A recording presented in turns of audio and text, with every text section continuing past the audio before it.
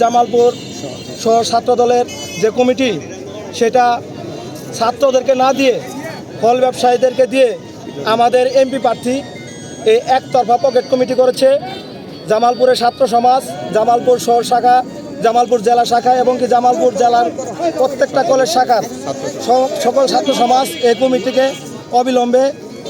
প্রত্যাহার দাবি জানাচ্ছে এবং কি অবাঞ্ছিত এই কমিটি ঘোষণা করছে।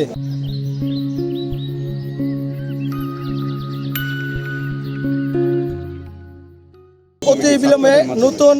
কমিটি দেওয়ার আহ্বান জানাচ্ছি এবং কি ছাত্রদের দিয়ে যেতে জামালপুর জেলা ছাত্র দলের কমিটি হয় এই বিষয়ে আমরা কেন্দ্রীয় সেন্ট্রাল নেতাদেরকে আহ্বান জানাচ্ছি, তারা যেন জামালপুরের ছাত্র সমাজের উপর ছাত্রদের কমিটি অর্পণ করে এবং কি ফল ব্যবসায়ী এবং কি দোকানদারদের দিয়ে যাতে ছাত্র কমিটি না থাকে এর জন্য সেন্ট্রাল কমিটিকে আহ্বান জানাচ্ছি এবং কি এই কমিটি সকল ছাত্র সমাজ অবিলম্বে প্রত্যাহার এবং কি আমরা অবাঞ্ছিত ঘোষণা করছি।